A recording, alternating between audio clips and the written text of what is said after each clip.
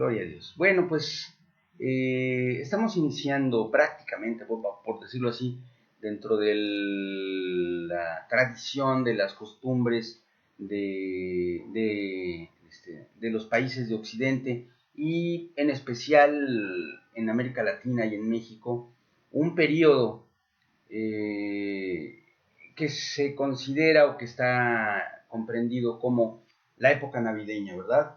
Más o menos algunas personas arrancan desde el 3 de noviembre, ya están en Navidad, otros por ahí del 1 de diciembre, pero en general la mayoría considera que alrededor del 12 de diciembre comienza la época navideña, y me refiero específicamente al 12 de diciembre porque ese día en este país, en México, hay una celebración acerca de una mujer, una de las personas, yo diría que menos entendidas de todo el contexto histórico bíblico de nuestra fe. Y me estoy refiriendo específicamente a María de Belén, una mujer de quien no quiero hablar porque se habla mucho y hay lamentablemente mucha desinformación, muchas cuestiones que las tradiciones humanas han deformado y han restado mérito, creo yo, a una de las personas más importantes, más maravillosas y sorprendentes de la historia de la humanidad. Hoy quiero hablarle de María de Belén, la mujer que fue escogida por Dios para ser la madre de Jesús, el hombre, que caminó en esta tierra portando en sí la plenitud de la divinidad, Jesucristo nuestro Salvador. María de Belén, déjeme platicarle rápidamente algunas cosas en relación con esto, para que usted me entienda. El Mesías había sido anunciado desde muchos siglos atrás y se había profetizado que él nacería en Belén. Va a haber a lo largo de estos días múltiples estudios en los que se va a analizar a detalle la profecía y su cumplimiento, así que no voy a abundar en las citas y los textos bíblicos, pero quiero que usted entienda los hechos. Se profetizó que nacería en Belén y se profetizó que sería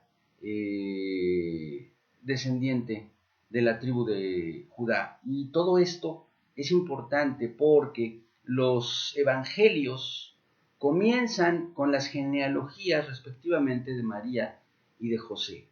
Y estos, los evangelios de Mateo y Lucas, y estas genealogías nos muestran que José, bueno, en este caso sí es importante, muy importante, desde el punto de vista del linaje y de la pertenencia oficial de Jesús al linaje de Judá, pero desde el punto de vista físico, desde el punto de vista genético, es muy importante entender que también María descendía del rey David, era descendiente del rey David, y esto es muy importante porque la promesa de la llegada del Mesías sobre el linaje de David es fundamental para establecer la validez de Jesús como Mesías. Y esto usted lo puede ver con detalle en la genealogía de Lucas, que es la genealogía de María. Experimentando problemas de transmisión. Ya está reconectado. ¿Pero dónde estamos? ¿Qué perdimos? No sabemos. Creo que todo lo que dijiste de Zacarías se perdió. Muy bien, bueno, tenemos un problema con la comunicación. Voy a tratar de resumir lo que ya había comentado y que creo que se quedó en el limbo. Le decía yo, Elizabeth, prima de María, concibió a un niño, a un pequeñito, milagrosamente. Ella era estéril, sin embargo, este niño, que en vida se llamaría Juan y que fue apodado el Bautista, estaba ya en el vientre de su madre, y aproximadamente alrededor del 6º mes de la concepción de Juan, el ángel Gabriel, uno de los grandes jerarcas de la de las huestes celestiales, fue enviado a la casa de un varón llamado José, de la casa de David, y llegó ahí donde vivían José y también María, que estaba desposada con José, desposada. Esto quiere decir que ellos tenían ya un compromiso formal de matrimonio, aun cuando el matrimonio no había sido consumado, pero el desposorio, el compromiso, ya tenía todos los efectos sociales y legales de un matrimonio, y ya era prácticamente María la esposa de José. Es decir, aun cuando todavía no se consumaba el matrimonio, aunque todavía no vivían juntos, ya era un hecho. Ya solamente estaban esperando el día adecuado para la fiesta, la bendición y que comenzaran su vida matrimonial. Entonces, llegando el ángel a la casa de María, entró a donde ella estaba y la saludó con una frase tremenda. Una frase que a nosotros la hemos escuchado infinidad de veces porque se ha convertido incluso en una frase prefabricada ya para hablar con ella, pero no tiene, no es algo tan simple, es algo importantísimo, porque el ángel le dice: salve, muy favorecida, el Señor es contigo, bendita tú entre las mujeres, bendita tú entre las mujeres. Así le dijeron a María, y esto es una palabra impresionante, porque la palabra bendita quiere decir que ha sido bendecida por Dios. Eso quiere decir bendito. Bendito es bendecido, solamente que en latín, pero es bendecida. Bendecida tú entre las mujeres. Obviamente, cuando escuchó María, dijo: mira, ¿y este qué se trae? O sea, es una palabra tremenda, porque bendita entre las mujeres no le estaba diciendo eres bendecida, porque todos somos bendecidos, porque Dios es bueno y el sol sale sobre buenos y malos, sobre ricos y pobres, pero él estaba haciendo una distinción. El ángel estaba diciendo: bendita tú entre las mujeres, y cuando dijo las mujeres no dijo entre algunas, o entre las mujeres de tu pueblo, o entre las mujeres de tu raza, o entre las mujeres de tu época, entre las mujeres, punto, entre todas las mujeres. O sea, es una distinción que hacía a María única por causa de la bendición que había recibido, que ella no sabía cuál era. Pero fíjese bien, le voy a platicar un poquito acerca de cómo podría María, o la gente que estaba alrededor de María, las personas que la conocían y que la querían, concebir esta bendición. María era una mujer que tendría 13 o 14 años de edad, que es la edad a la que normalmente las mujeres judías contraían matrimonio. Estaba desposada ya, como dijimos, con José, un carpintero, que era un hombre que era parte de la comunidad de Nazaret, que es el lugar en donde ellos vivían. Y cuando llegó el ángel y le dijo las siguientes palabras a María, marcó su destino de una forma que no tenía nada de bello. Fíjese bien, le dice: no temas, María, porque has hallado gracia delante de Dios, y ahora concebirás en tu vientre y darás a luz un hijo, y llamarás su nombre Jesús. Este será grande y será llamado Hijo del Altísimo. El Señor le dará el trono de David, su padre, y reinará sobre la casa de Jacob para siempre, y su reino no tendrá fin. Hasta ahí suena bien. Y María, obviamente que era una mujer ya preparada para el matrimonio, le pregunta con toda claridad: ¿y cómo será esto? Pues no conozco varón. La palabra conocer en el griego, que es el idioma en el que fue escrito el Nuevo Testamento, es un eufemismo para hablar de las relaciones sexuales. Entonces, lo que María le estaba diciendo es: oye, yo soy virgen, nunca he tenido relaciones sexuales, ¿cómo voy a concebir? Y el ángel le dice: el Espíritu Santo vendrá sobre ti y el poder del Altísimo te cubrirá con su sombra, por lo cual también el santo ser que nacerá será llamado Hijo de Dios. Amén. Más adelante le habla de Elizabeth, la prima que también concibió siendo estéril, y aquí es en donde viene la disyuntiva, y aquí es en donde viene el acto de valor, un acto de valor sublime, por causa del cual nosotros creemos que María fue escogida, porque Dios ya sabía qué clase de mujer era María.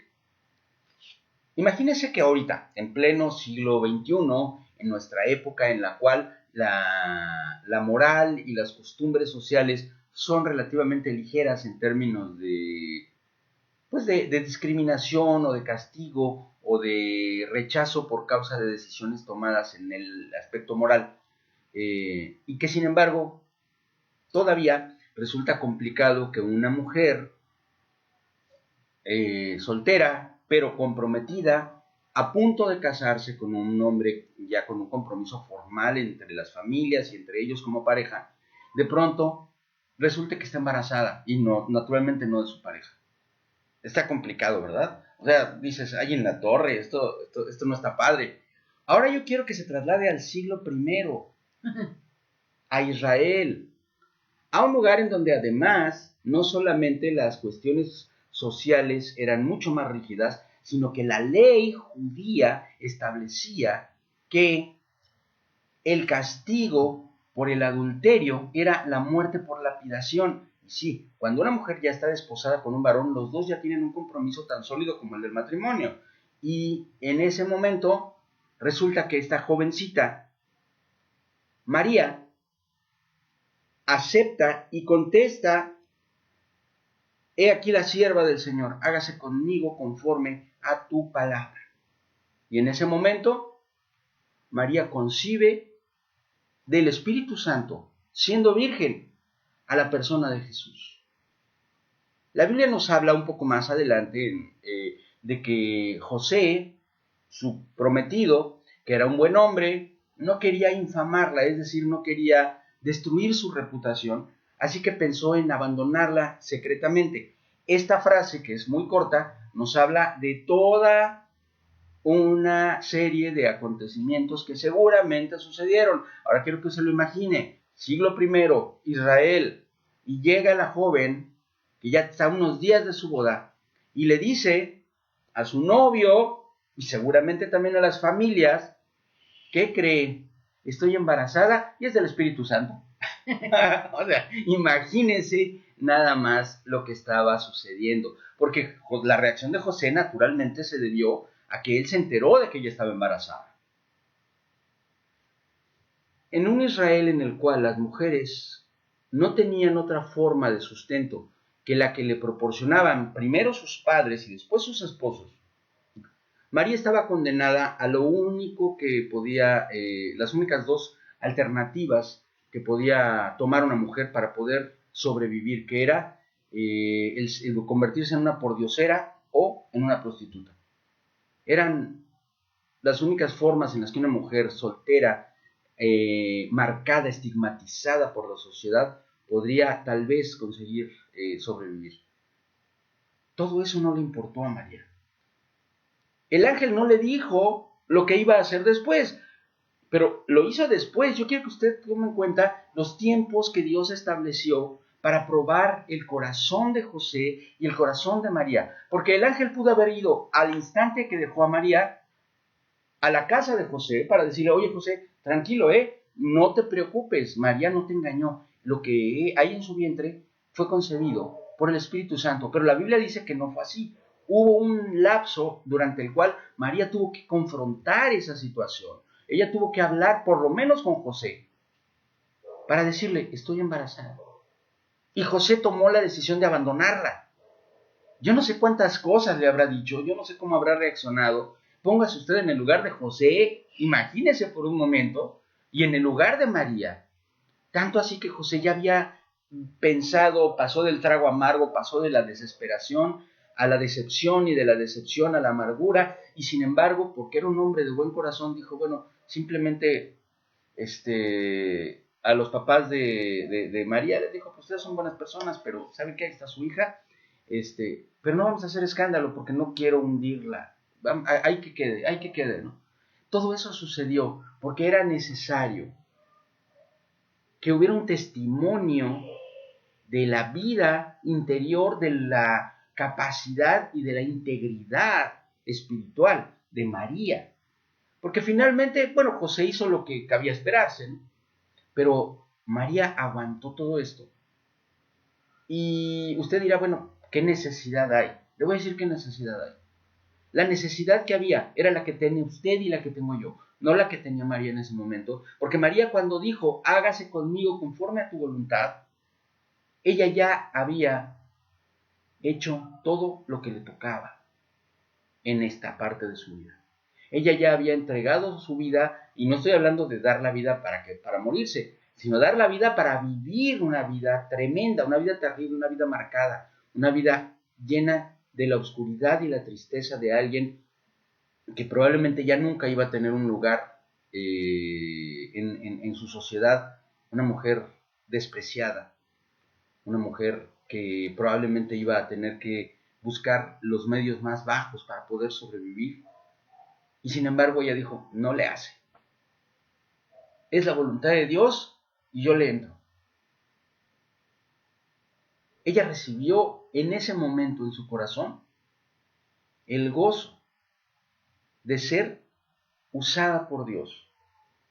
Y ella lo dijo con toda claridad, mi corazón se goza en mi Salvador.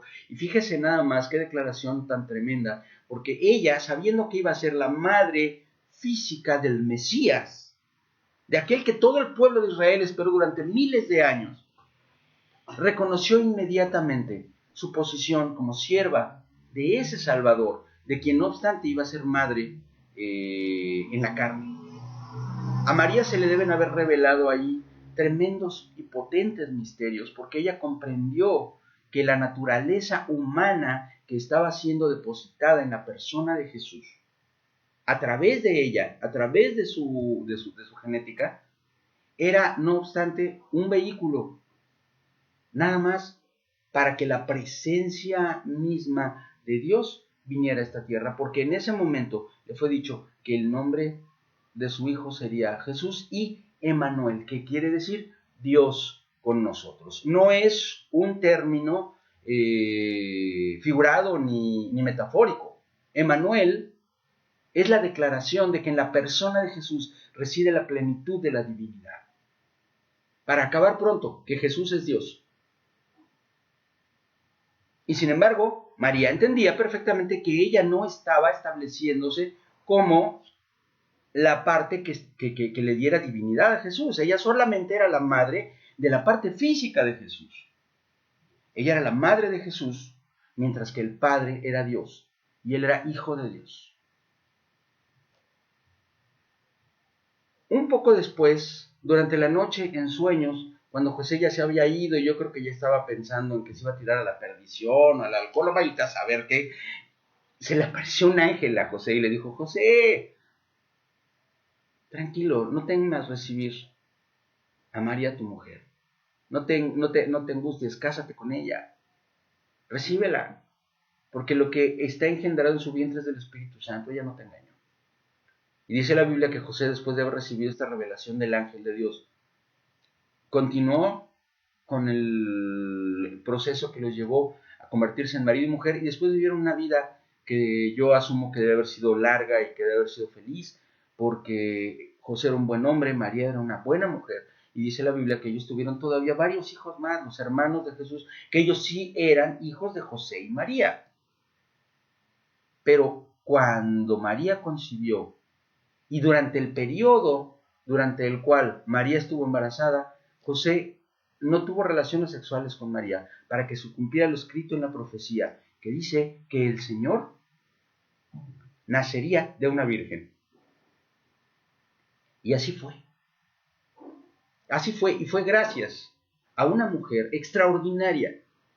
Una mujer como cualquiera de ustedes que me están escuchando, pero con un corazón y con un sentido de integridad espiritual y de amor a Dios y de amor a la palabra y de amor a la voluntad de Dios, que le hizo entregar su vida, condenarse probablemente y sin que le importara a una vida terrible, con tal de hacer la voluntad de Dios y ser usada por Dios. El Señor resolvió las cosas y María ya no tuvo que sufrir esa parte, aunque naturalmente ella tuvo que sufrir en su corazón, como le dijo también el ángel, una espada que traspasó su corazón cuando vio a su hijo morir en la cruz del Calvario, en medio de un sufrimiento espantoso para salvar a la humanidad. Y aún en todo ese proceso, María mantuvo su promesa, María mantuvo su integridad y caminó hasta el final de los días de su hijo, como fiel seguidora, fiel guardiana del hombre que transformó al mundo, del segundo Adán, aquel por el cual el reino de los cielos llegó a nosotros. Así pues, en estas fechas en las que hay tanta confusión en relación con la persona de María, de la Virgen María, hoy yo quiero reconocerla como una mujer extraordinaria, como una mujer que entregó su vida ejemplarmente, porque además deberíamos aprender de ello, ejemplarmente para que nosotros entendiéramos cuánto vale la pena dar por Dios y para Dios. Ella lo dio todo. Como le dije, morirse es fácil, pero entregar toda tu vida, los muchos años que te quedan de vida, sin importar nada más que la voluntad de Dios, eso es difícil. Y María lo hizo sin pensarlo. Recibió la salutación, analizó todo, pensó las cosas, vio cómo se iba a poner y dijo, no le hace. Primero Dios, hágase conmigo conforme a tu voluntad. Considerémoslo y tengamos presente esto, porque no hay absolutamente ninguna otra mujer que haya sido tan bendecida, que haya recibido tal privilegio y que haya recibido tal reconocimiento en su persona como un ser humano extraordinario como María. Por eso el ángel le dijo, bendita tú entre las mujeres, la más bendecida de todas. Gloria a Dios por ello. Medítelo, piénselo y si usted que es un cristiano viejo y que ha escuchado tantas cosas que se hablan y que de repente se hablan sin pensar acerca de la Virgen María y no se hace analizando la real situación, hoy considere como considera a los grandes hombres y las grandes mujeres de la iglesia que a lo largo de la historia de la humanidad han sido ejemplares, considera a María como uno de los más portentosos ejemplos de entrega a Dios, de humildad, de valor y de entereza. Medite en ello, piénselo.